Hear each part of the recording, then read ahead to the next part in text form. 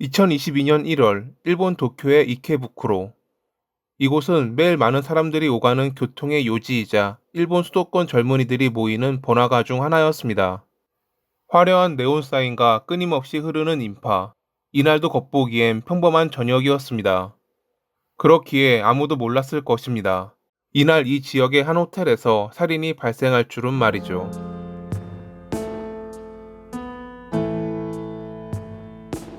1월 21일 저녁 8시, 이케부쿠로역 인근의 번잡한 거리. 이날 하루카는 82살의 노인과 만났습니다. 보안 카메라에는 두 사람이 말을 나누고 잠시 뒤 나란히 걸어 호텔 골목으로 들어가는 모습이 기록되었습니다. 이 만남은 흔히 말하는 아빠 활동, 즉 금전과 육체적 관계가 얽힌 거래의 한 장면으로 보였습니다. 방에 들어간 뒤 남성은 샤워실로 향했습니다. 그 사이 하루카는 방에 놓인 남성의 지갑을 발견했고 충동적으로 현금을 꺼내려 했습니다. 그러나 순간 샤워를 마친 남성이 나타나 그녀의 행동을 목격하고 말았습니다. 둘 사이에 언성이 오갔고 신랑이는 곧 격렬한 몸싸움으로 번졌습니다. 압박감을 느낀 하루카는 커터칼을 꺼내 들었습니다. 그녀의 주장에 따르면 평소에도 호신용으로 들고 다녔다고 합니다. 칼날은 남성의 몸에 닿았고 대퇴동맥이 절단되면서 그는 순식간에 피를 흘리며 의식을 잃었습니다. 범행 직후 하루카는 직접 경찰에 전화를 걸었지만 피해자의 지인인 척하며 상황을 알렸습니다. 지금 친구가 위급하다. XX 호텔 XX 호실로 와달라. 신고 후 그녀는 곧장 현장을 빠져나온 뒤 평소 친하게 지냈던 남성 2명에게 연락했습니다. 호텔 근처에서 합류한 3명은 먼저 신주쿠로 향했습니다.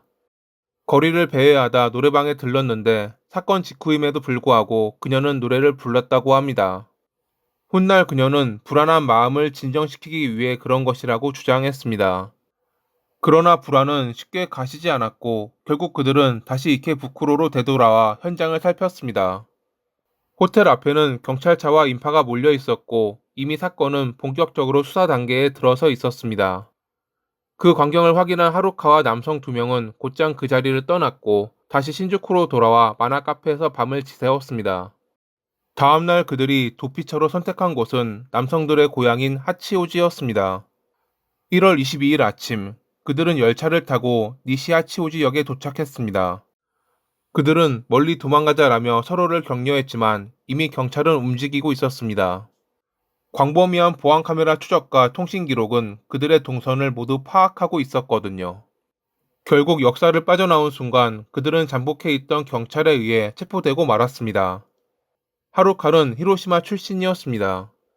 특별 지원학교에 다녔다는 증언이 있으며 실제로 지적장애 4급에 해당하는 장애인 등록증을 갖고 있었습니다. 그녀는 IQ 50에서 70 사이로 일상적인 대화와 생활은 가능하지만 복잡한 상황에 맞춰 판단하고 행동하는 능력은 부족했습니다. 또한 충동적이고 때로는 자신의 몸에 상처를 내는 등 정신적으로 불안정한 면모를 보였습니다. 가족과의 관계는 이미 소원했습니다. 도쿄로 상경한 이후 그녀는 홀로 생활하며 아르바이트를 전전했지만 곧 위험한 생활 방식으로 내몰렸습니다. 그녀의 도주를 도왔던 남성 2명은 유스케와 쇼타라는 고바야시 형제였습니다. 형 유스케는 하루카와 온라인 게임을 통해 알게 됐고 두 사람은 잠시 연인 관계에 있었습니다. 그러나 헤어진 이후에도 관계는 끝나지 않았습니다. 그는 하루카의 감정을 이용했습니다. 그녀가 여전히 자신을 좋아한다는 사실을 알고 교묘하게 그녀를 착취했습니다.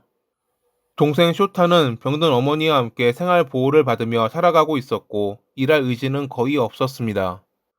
고바야시 형제는 만남 어플에서 여성으로 위장해 남성을 유인했고 실제 만남은 하루카가 나가도록 했습니다.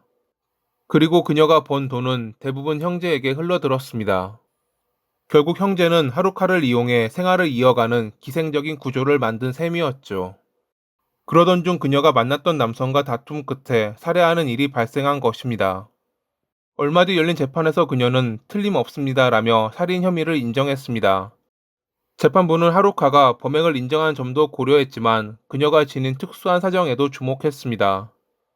정신감정을 맡은 의사에 따르면 그녀는 지적 능력 장애와 중증의 주의력 결핍, 과잉 행동 장애를 앓고 있었고 이런 특성으로 인해 부적절한 환경에 휘말려 범죄에 연루되기 쉬운 상태였다고 합니다. 또한 예기치 못한 상황이 닥치면 충동적으로 행동하는 경향이 강했습니다. 법원은 피해자와의 갈등이라는 돌발 상황 속에서 선택지가 거의 없는 상태에 몰렸고 그 결과 충동적으로 칼을 휘둘렀다라고 인정했습니다. 나아가 그녀가 도쿄로 올라온 뒤 온라인 게임으로 알게 된 남성에게 감정을 이용당하고 불안정한 생활에 내몰렸다는 점도 판결문에서 언급되었습니다. 재판부는 이런 배경에는 동정할 만한 사정이 있다라고 덧붙이며 검찰이 구형한 징역 9년보다 낮은 징역 6년을 선고했습니다. 사건 이후 피해자의 유족은 언론 앞에 나서지 않았습니다. 반면 하루카의 친족은 경찰에게 이렇게 말했다고 전해집니다. 더는 감당할 수 없다. 평생 감옥에 넣어달라. 이 사건은 한 여성의 범죄이자 동시에 사회가 외면한 빈틈의 결과였습니다. 누군가의 나약함이 이용당하고 제도적 보호가 닿지 않은 끝에 비극은 발생했습니다.